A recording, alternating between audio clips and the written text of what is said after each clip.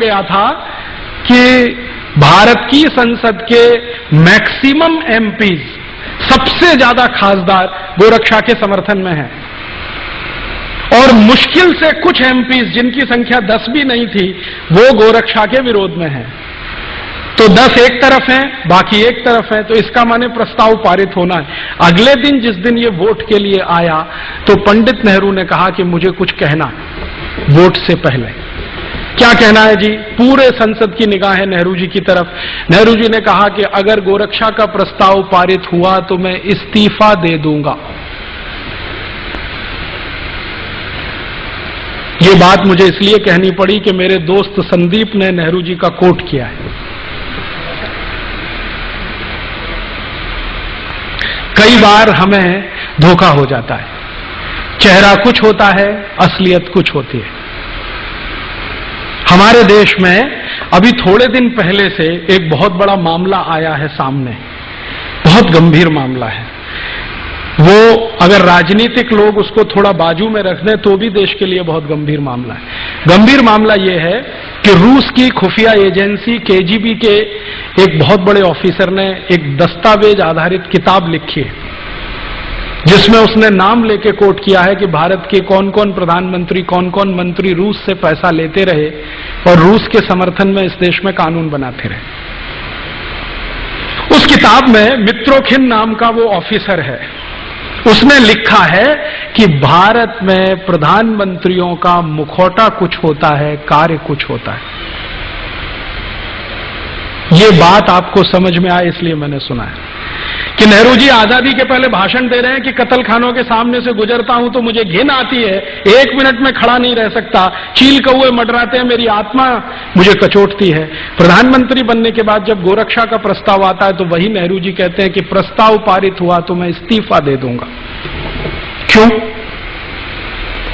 कारण क्या है? इस पे खोज होनी चाहिए कि आजादी के पहले एक कहा और आजादी मिलते प्रधानमंत्री बनते इस्तीफा देने लगे। अब उस जमाने में होता क्या था, नेहरू जी की धमकी के इस्तीफा दे दूंगा तो पूरी पार्लियामेंट हिल गई महावीर त्यागी को छोड़कर, क्योंकि उनके ऊपर इसका कोई असर नहीं था, क्योंकि वो कांग्रेस के टिकट पर कभी चुन के नहीं आते थे। तो जो कांग्रेस के टिकट पर चुन के आने वाले खासदार थे उनके लिए प्रश्न खड़ा हो गया, अब क्या होगा? नेहरू जी इस्तीफा दे देंगे, सरकार चली जाएगी, पता नहीं दोबारा जीत के आएंगे कि नहीं आएंगे, मंत्रिमंडल में स्थान मिलेगा कि नहीं मिलेगा। ये होता है ना, आज भी होती है ना तकलीफ। अभी थोड़े दिन पहले एनडीए सरकार चलती थी, श्री अटल बिहारी वाजपेयी ने कहा इस्तीफा दे दूंगा। देखा आपने कैसे तमाशा हुआ। एक दिन ऐसा हुआ, श्रीमती सोनिया गांधी ने कहा मैं प्रधानमंत्री नहीं बनूंगी। आपने देखा कैसा तमाशा हुआ दिल्ली में। ऐसे ऐसे खासदार, बंदूक, तमंचा, मैं अभी आत्महत्या कर लूंगा क्योंकि सोनिया गांधी हमारी वो प्रधानमंत्री नहीं बन रही है। थोड़े दिन के बाद क्या हुआ, वो वहां चले गए, वो वहां चले गए। किसी ने आत्महत्या किया क्या? सोनिया गांधी प्रधानमंत्री नहीं बनी फिर भी किसी ने आत्महत्या किया क्या? राजनीति में चेहरे कुछ होते हैं, मुखौटे कुछ होते हैं। इतने सारे उदाहरण मैं आपको दे रहा हूं एक ही बात समझाने के लिए, मुखौटे कुछ होते हैं, चेहरे कुछ होते हैं। बिल्कुल जरूरी नहीं है कि कोई बात जो कह दी है उन्होंने पब्लिकली उस पर वो टिकेंगे, क्योंकि हिंदुस्तान की राजनीति का यही सबसे बड़ा दुर्गुण है। एक दिन बोलना, अरे मुझे तो गलत कोट किया है अखबार वालों ने, अखबार वाले सुना देंगे देखो तुमने बोला है, हाँ बोला है तो तुमने गलत अर्थ निकाल लिया इसका। अब कितने अर्थ होते हैं किसी शब्द के, ये पॉलिटिशियन से आप पूछिए।